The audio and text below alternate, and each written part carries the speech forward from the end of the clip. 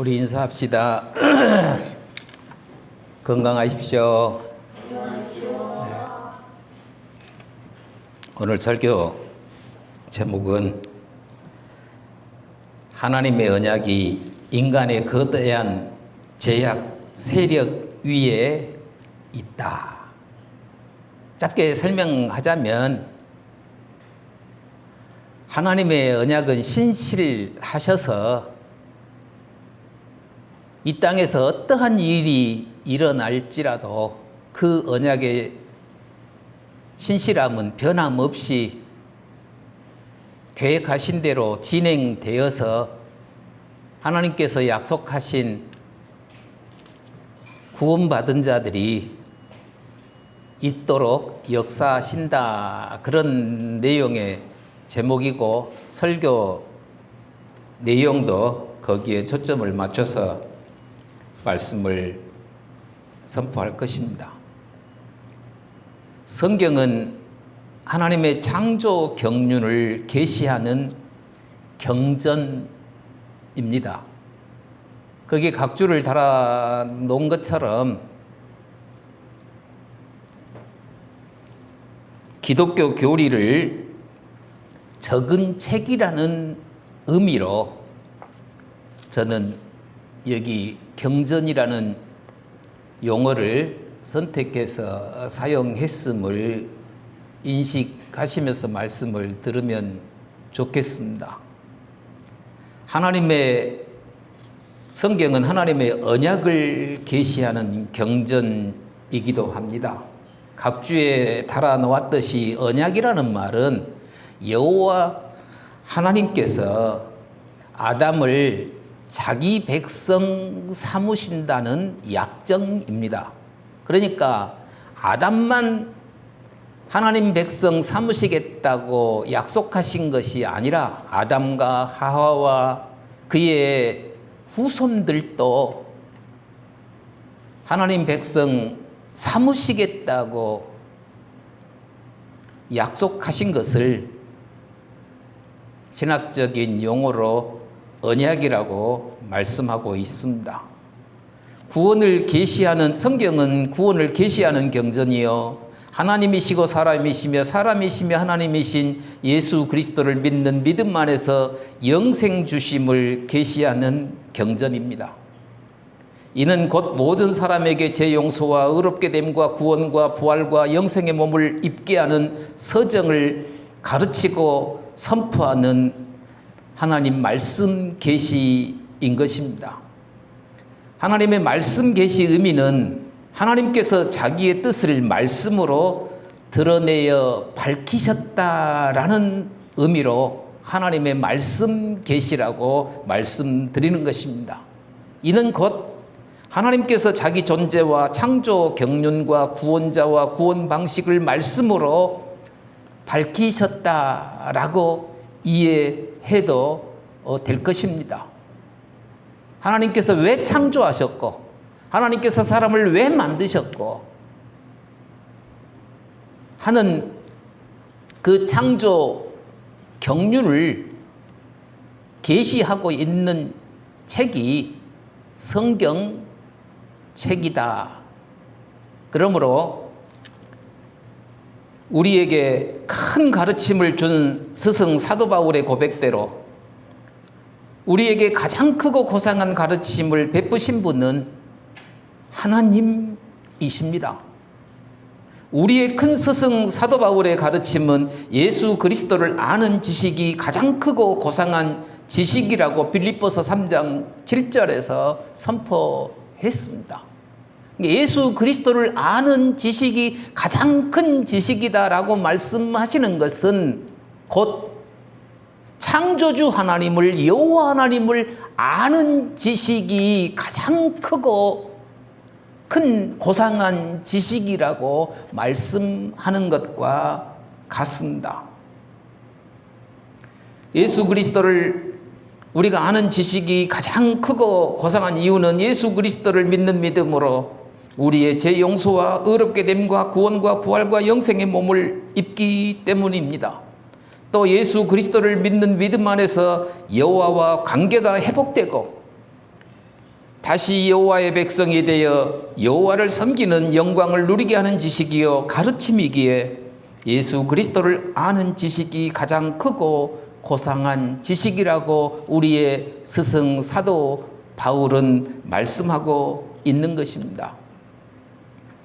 그 하나님 말씀 계시와 우리의 큰 스승 사도 바울의 가르침은 오늘의 스승과 제자 사이에서도 이루어져야 하고 부모와 자녀 사이에서 이루어져 그 가르침이 대를 잇도록 해야 할 것입니다. 이 부분은 스승의 날이 있어서 이 부분을 삽입해서 말씀하고 있는 것입니다. 절기마다 스승의 날마다 생각날 때마다 저를 가르쳐 주신 서박사님께 매번 조그마한 돈을 금일봉을 보내드립니다. 이번에도 어김없이 했습니다. 문자가 왔습니다. 내가 가르친 대로 가르치는 한 목사를 볼 때 그것만으로도 내가 흡족하고 감사할 일인데 그것이 고맙다고 선물까지 보내주니 감사하다라고 문자가 왔습니다. 그렇습니다. 스승은 자기가 가르친 대로 살고 또 그 가르친 대로 또 다른 제자에게 가르친다면 나를 가르친 스승의 입장에서 그보다 더 값진 일이 없고 나에게 참 잘 배웠다라고 흐뭇해 하실 것입니다. 그런 의미로 내가 가르치는 대로 가르치는 것을 그런 것만 보아도 내가 마음이 흡족한데 선물까지 보내주니 참 좋다라는 마음의 표시를 문자로 해 오셨습니다. 스승과 제자 사이에서도 가르침이 이어져야 할 것이고 부모와 자녀 사이에서도 이루어져 그 가르침이 대를 잇도록 해야 할 것입니다. 스승의 바른 가르침이 대를 잇는 방법은 그 스승의 가르침대로 살고 그 스승의 가르침대로 가르치는 것입니다. 부모의 가르침의 대를 잇는 일도 마찬가지입니다. 부모의 올바른 가르침을 자자손손에게 가르쳐서 믿음의 계보를 잇게 하는 것입니다. 세세 믿음의 계보를 잇는 사람은 하나님을 섬기는 영광을 누렸습니다. 그러나 가인의 계보를 잇는 사람들은 하나님을 섬기는 자리에 서지 못했음을 우리는 잘 알고 있습니다. 하나님의 피조물이 하나님을 섬기는 자리에 있지 못한 것은 매우 안타까운 일입니다. 창세기 6장 1절에서 4절의 말씀은 매우 난해한 구절입니다. 특히 하나님의 아들들과 사람의 딸들이 누구인가에 대한 논쟁이 많습니다. 그뿐만 아니라 창세기 6장 3절의 레피림과 민수기 13장 33절의 레피림이 네피림 이 본문은 단순히 어떤 신비한 존재들의 이야기가 아니라 인간의 죄악이 커져서 믿음의 사람들마저도 세상과 섞이고 동화되어 네피림의 욕망과 함께하게 되어진 것을 말하고 있습니다. 뒤에 가서도 말씀드리겠습니다만 창세기 6장 3절에 나타나는 네피림과 민수기 13장 30절에 나타난 그 네피림과는 같은 혈통이 아님을 우리가 인식해야 할 것입니다. 노아 홍수 때 노아 가족 8명 이외에는 모두가 다 죽게 되었으니 지금 여기 창세기 6장 3절에서 말씀하고 있는 그 nephilim과 nephilim의 후손들이 노아 홍수 사건 때 살아남았다라고 생각하는 것은 성경 밖의 일일 것입니다. 그렇게 까닭에 민수기 13장 33절에 나오는 아낙자손 nephilim은 창세기 6장 3절에 나오는 그 nephilim과 동등한 사람들이라고 말할 수 없고, 그 정탐꾼들이 그 사람들의 거대한 아낙자손들의 장대한 모습을 보고 nephilim이 아닌가, 그렇게 그 거인들을 보고 허위보고를 하고 있잖아요. 민수기 13장에 보게 되어지면 그 아낙 자손들은 nephilim과 같고 우리는 뭐가 같다고요? 메뚜기와 같다. 두려움과 무서움 때문에 과장된 그러한 열정탐꾼의 보고였다라는 사실을 우리가 알고 있다고 한다면, 조금 과장된, 위선된 보고를 하는 과정에 nephilim이 등장했다라고 생각해야 할 일이지,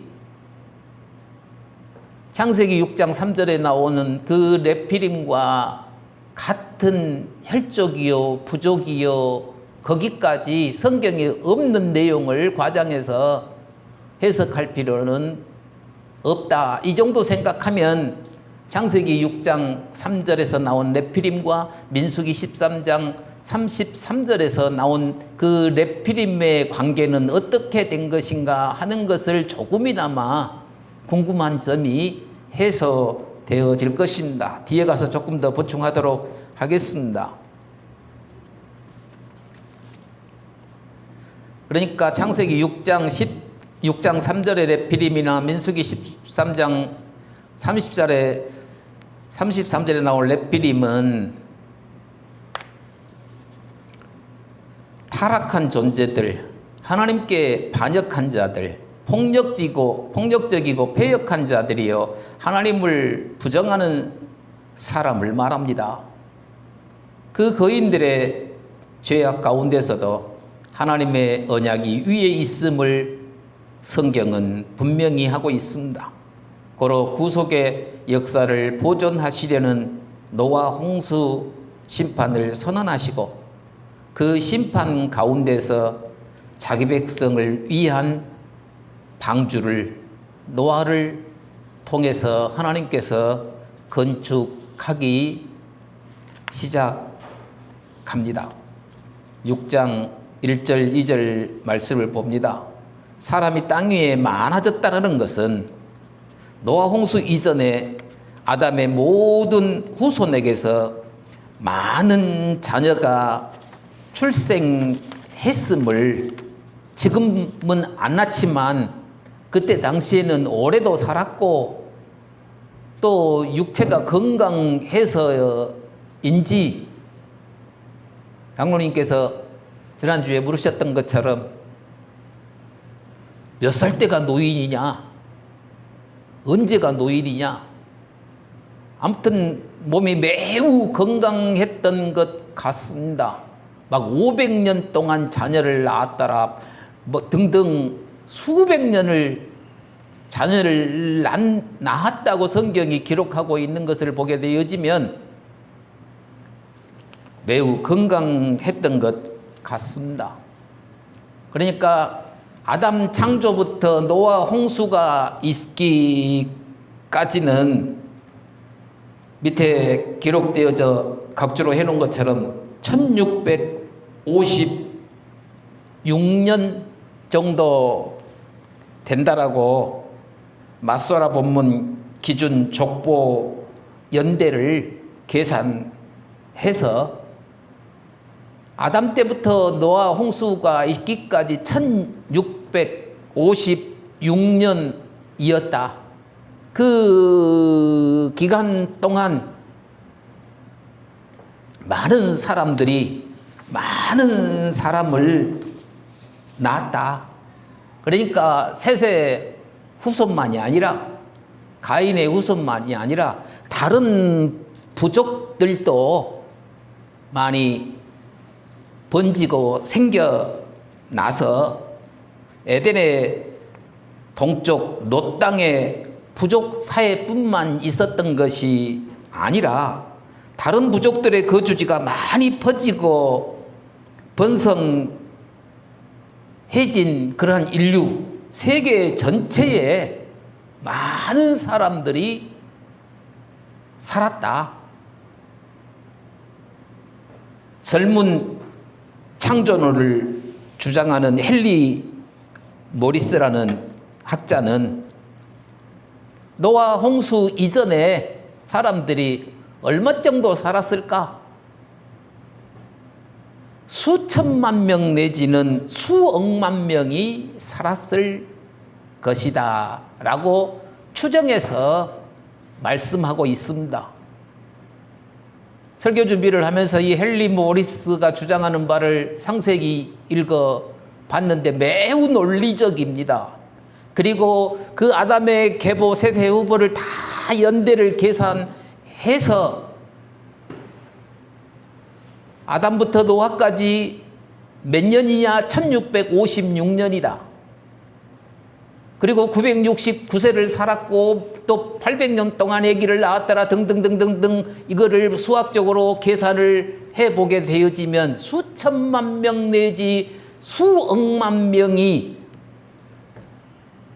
노아 홍수 이전에 살았을 것으로 추정합니다.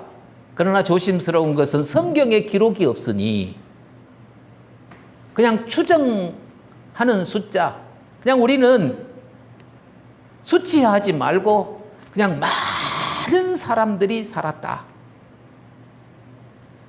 셋의 후손, 가인의 후손의 부족만이 아니라 다른 부족들도 에덴의 동쪽 롯 땅에서만 사는 것이 아니라 여기저기 많은 부족들이 형성해져서 많은 사람들이 살았다. 그런데 그 넓은 지역으로 퍼져서 산 사람들을 오늘의 표현으로 한다면 세계 전체를 말한다. 그 세계 전체에 죄악이 관영했다. 죄악이 번창하지 않은 것이 한 군데도 없었다. 그래서 노아를 통해서 심판을 할 수밖에 없는 상황에 이르러서 하나님의 판단대로 노아 홍수 심판을 하게 되셨다라고 우리는 성경을 읽어야 할 것입니다. 노아 홍수 이전에 사람의 딸들 곧 셋의 후손이 아닌 다른 부족들이 자기 부족이 아닌 다른 부족들과 섞여 혼인하는 가운데서 아름다운 딸들이 많이 태어났습니다. 그러니까 이게 사람의 딸들이다라는 말은 셋의 후손이 아닌 하나님을 섬기는 사람들이 아닌 믿음의 섬김을 하나님 앞에 행하는 사람들이 아닌 하나님을 부정하고 무시하는 그러한 다른 부족 사람들이 또 다른 부족과 결혼하여 자녀들을 낳게 되어졌는데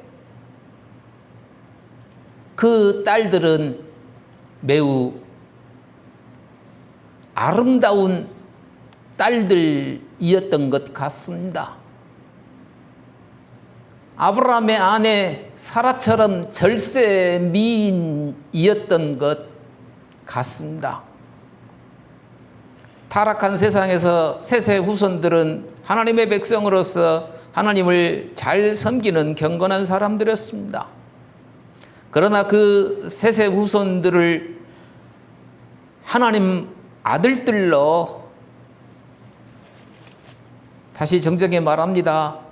그 경건한 사람들이 셋의 후손들이었는데 바로 그 셋의 후손들을 하나님의 아들들로 칭하고 있습니다.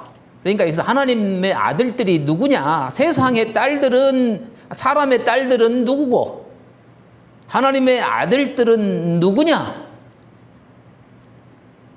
라고 물었을 때에 사람의 딸들은 셋의 후손이 아닌 또 여러 가지로 후손들이 있었을 것 아닙니까? 아들들도 있고 딸들도 있다 하였으니 그들이 다른 부족 사회를 이루었는데 자기 부족 간의 결혼만이 아니라 다른 부족과도 결혼하게 되는 과정 속에서 절세 미인들이 많이 태어났다고 봐야 되고, 여기서 말하는 하나님의 아들들이란 셋의 후손들을 말하는 것이다. 곧 믿음의 사람들을 말하는, 오늘로 말하면 예수님을 믿는 사람들을 하나님의 아들들이다 라고 우리가 성경을 읽어야 할 것입니다. 그런데 욥기 1장 6절이나 2장 1절에 보면 천사들이 나타났거든요. 욥기 1장 6절과 2절에 보면 천사들이 나타났는데 거기에 그 천사들을 뭐라고 기록하고 있느냐면 하나님의 아들들이라고 기록을 하고 있어서 창세기에 나오는 하나님의 아들들 해석이 난해하게 되어진 것입니다. 그런데 엄밀히 알게 되어지면 난해할 일도 아닙니다. 천사들 곧 영들이 여자와 관계를 맺고 자녀를 낳았다는 성경의 가르침이 없기 때문에 그렇습니다.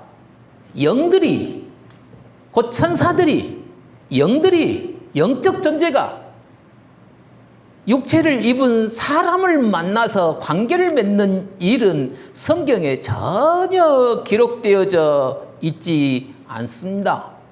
다만 히랍 신화에서나 가능한 일입니다. 하나님의 창조 세상에서는 영적 존재와 육체를 입은 사람이 성적 관계를 맺고 후손을 낳았다라는 기록은 전혀 없습니다. 그것은 불가능한 일입니다.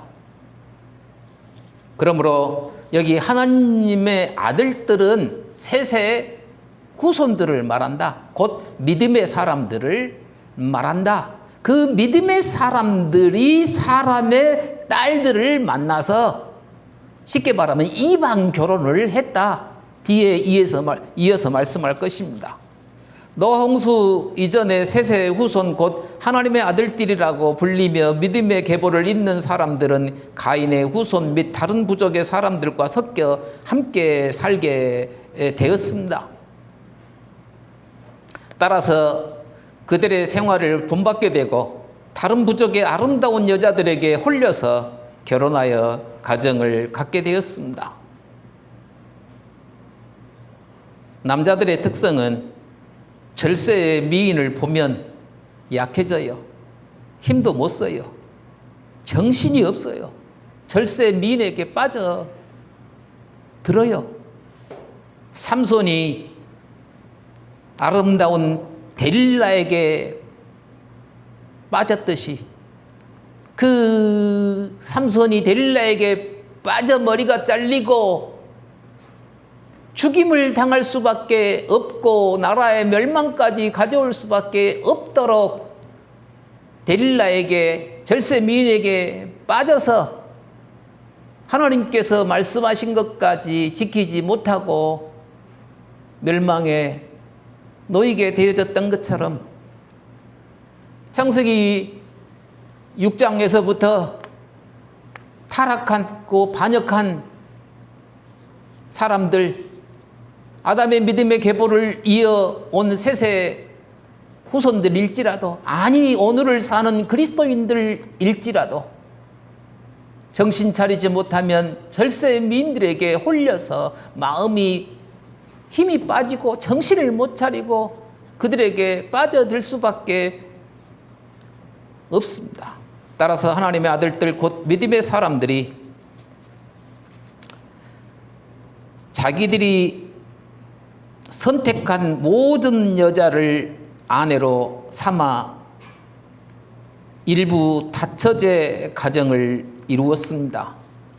성경에 보면 자기들이 좋아하는 모든 여자로, 자기들이 좋아하는 모든 여자로 결혼했다, 아내로 삼았다 그랬는데 거기에 조금 수정을 해서 거기다가 참고로 적어 놓으십시오.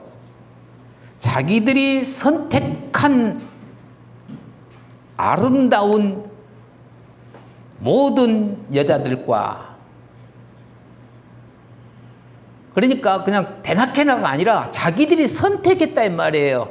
자기 눈에는 이 여자가 아름답다라고 생각하면 자기들이 가지고 있는 능력과 그 고난 안에서 자기 아내로 삼겠다고 선택한 여자들을 데려다가, 요즘 중동에서도 4명의 아내까지를 취한다고 합니다. 그러나 아무나 다 4명의 아내를 취하는 것 아닙니다. 4명의 아내를 취할 만큼의 물질도 가지고 있어야만이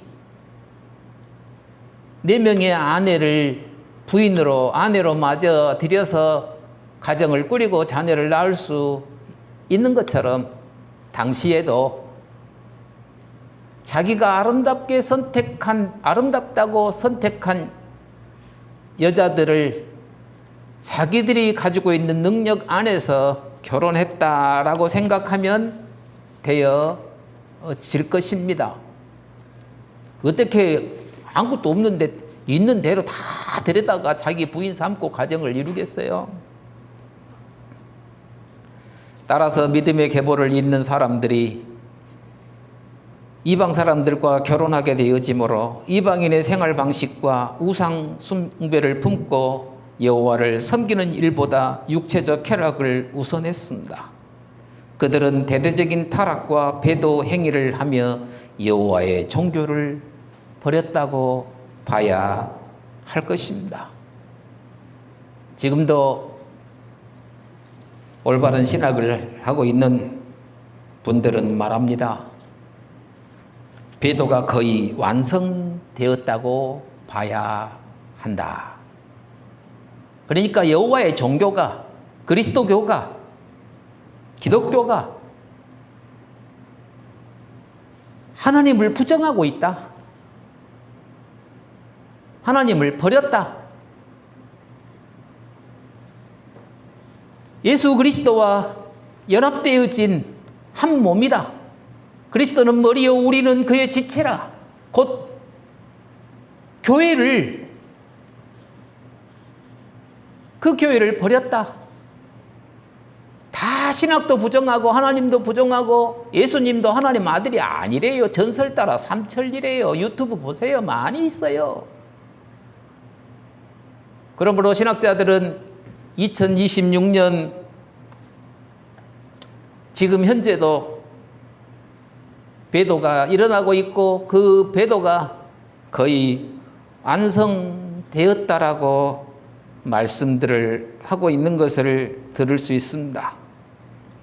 믿음의 계보를 이은 셋의 후손들은 노아 홍수 이전에 처음 결혼도 이방 여자와 했고 또 자기가 선택한 예쁜 모든 여자와 결혼했습니다.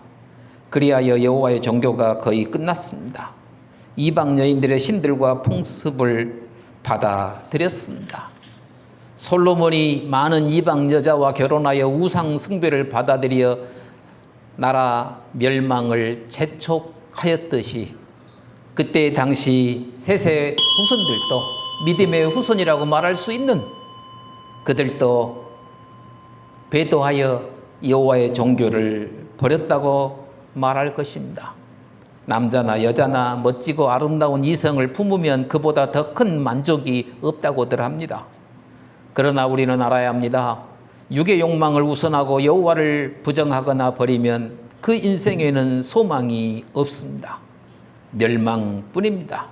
결코 하나님의 피조물인 사람이 하나님께서 세우신 법과 질서 위에서 안녕하거나 행복하거나 만족할 수 없다라는 사실을 우리는 인지해야 할 것입니다. 항상 하나님을 의존하고 살아야 됩니다. 신전의식이 있어야 할 것입니다. 성령이 나와 함께하고 있음을 굳게 믿고 성령께서 역사하시는 대로 하나님 섬김의 본분을 다해야만 할 것입니다. 3절을 봅니다. 여호와 하나님께서 아담이 타락하여 반역 죄인이 된 후부터 셋의 후손에 이르기까지 믿음의 계보를 잇는 사람들이 자기 백성, 그 사람들을 자기 백성으로 여기고 함께 하셨다라는 말씀이 나의 영이 이제부터 함께 하지 않으리라는 말씀입니다. 여호와께서 이르시되 나의 영이 영원히 사람과 함께 하지 아니하리니, 이 말씀을 역으로 생각하면 아담이 반역하여 타락하여 반역죄를 저지른 후에도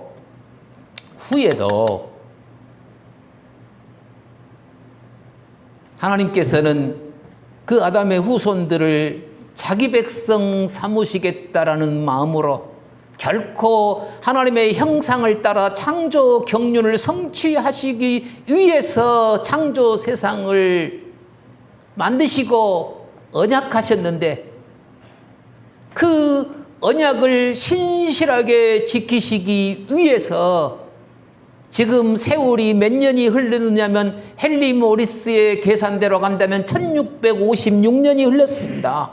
아담이 타락하여 반역죄를 저지르고 하나님께서 심판하신 지가 1656년이라 흘렀다고 봐야 할 것인데, 그때까지도 하나님의 영이 아담의 후손, 셋의 후손들에게 머물러 있었습니다. 성전 위에, 성막 위에 하나님이 임재했던 것처럼, 구름 기둥과 불 기둥으로 이스라엘 민족 위에 성령이 임재하여 있었던 것처럼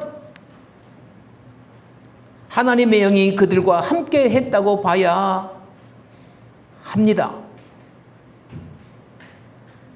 함께 하시면서 그들의 악행을 막고 그들이 하나님을 섬기도록 하기 위해서 하나님은 그들을 떠나지 아니했습니다. 함께 했습니다. 그러나 이제는 함께 하시지 않겠다라는 선언은 노아 홍수로 심판하시겠다라는 말씀으로, 우리는 성경을 미리 받아서 다 읽었기 때문에 뒷일이 어떻게 진행되어질 것인가를 알아서 이렇게 말할 수 있습니다. 노아의 가족 8명만을 빼고는 다 심판하여 죽음에 이르게 하시겠다라는 말씀을 나의 영이 앞으로는 너희들과 함께 아니할 것이다 라고 말씀하고 있는 것이다 라고 이해하셔야 합니다. 그들이 육신이 됨이라의 의미는 그들이 여호와의 법을 지키거나 섬기지 않고 오로지 여자를 탐하고 성적 만족을 위해서 범죄 방식의 삶을 추구했음을 말하고 있는 것입니다. 마치 현대인들이 여호와를 부정하고 자기 만족만을 추구하는 경향과 같습니다. 우리가 하나님 앞에서 산다. 코람데오 의식이 전혀 없이 우리는 하나님의 피조물이다. 우리는 하나님을 의존해서 살아야 된다. 하나님을 버리면 우리는 멸망한다. 우리의 본분은 하나님 섬김이다. 영원히 하나님 섬기는 것이 우리의 본분이다. 그것을 이루시기 위해서 예수 그리스도께서 오셔서 십자가에 죽으시고 부활하셨고, 또한 성령이 영원히 우리와 함께 하시면서 우리 가운데서 일하시는 것이 무엇이냐면 하나님을 섬기도록 하는 것이다. 이러한 의식이 전혀 없이 자기 만족 추구에만 열심하며 사는 사람들을 그들이 육신이 됨이라 이렇게 말씀하고 있다는 것입니다. 여호와 하나님께서 사람들의 수명을 한정하여 120세로 단축한 것은 사람들의 죄악 번창을 막기 위해서였습니다.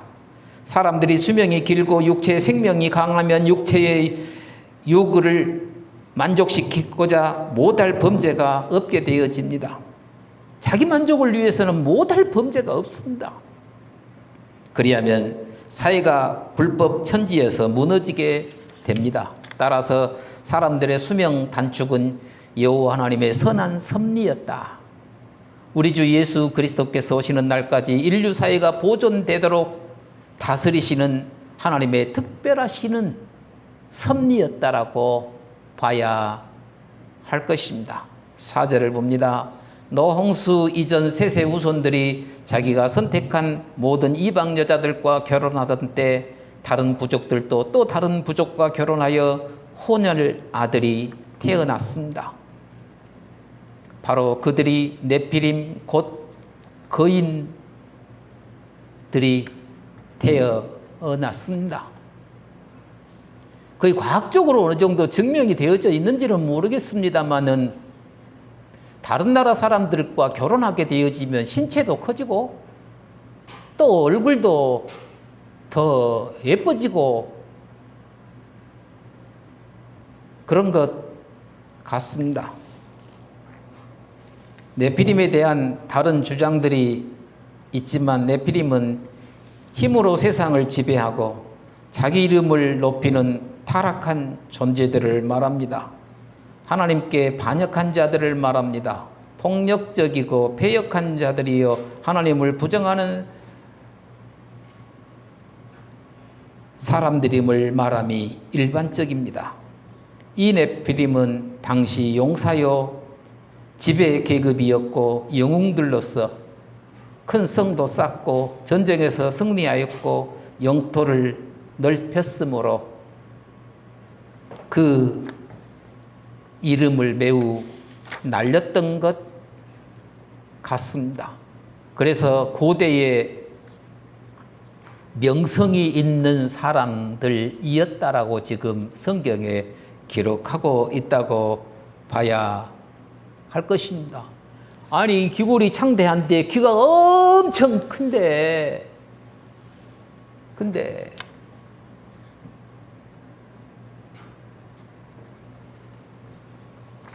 그 사람들이 얼마나 힘을 잘 섞었어요. 전쟁을 얼마나 잘 했겠어요. 최홍만인가요? 또 서장훈인가요? 그분들 이렇게 그 사람이 이렇게 키가 크니까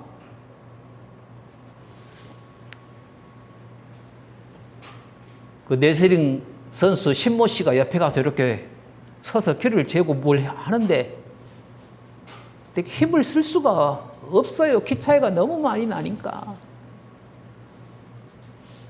그들은 키도 크고 그래서 좋은 용사였던 것 같습니다.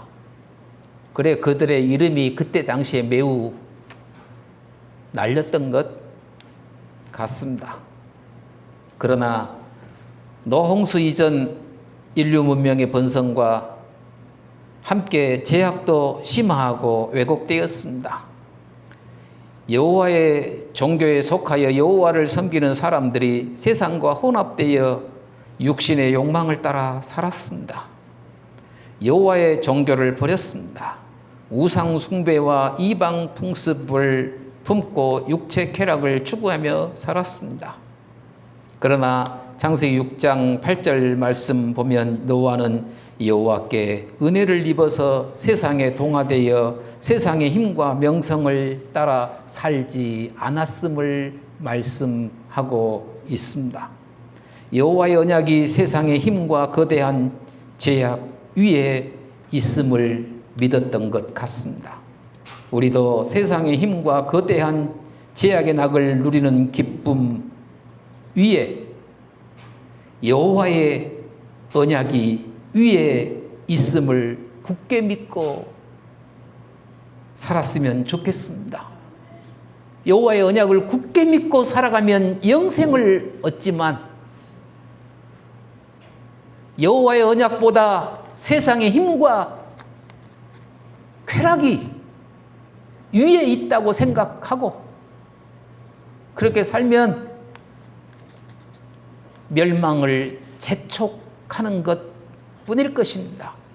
하나님께서 우리에게 영생의 길을 걷고 기쁨의 길을 걸고 할렐루야 외칠 수 있는 길을 예수 그리스도로 말미암아 마련해 주었으니 우리는 그 길 따라가면 됩니다. 우리 스스로 갈 수 없어서 성령 하나님을 붙여주셔서 우리와 함께 하셔서 자꾸만 예수 그리스도의 십자가의 피 흘림의 사건을 되새기면서 생명의 길을 걷게 하고 계시니 감사하면서 험하고 힘들어도 환난과 핍박이 와도 영생의 길을 걸어가십시다. 생명의 길을 걸어가십시다. 그것이 소망이고 하나님께서 우리를 만드신 창조 목적을 이루어 드리는 유일한 길이니 우리 모두 그 길을 함께 걸어가십시다. 아멘. 축도로 마치겠습니다. 지금은 우리 주 예수 그리스도의 은혜와 하나님의 사랑하심과 성령님의 감동 감화 교통하심이 여기 모인 하나님 백성들 머리 위에 영원토록 함께 있을지어다. 아멘.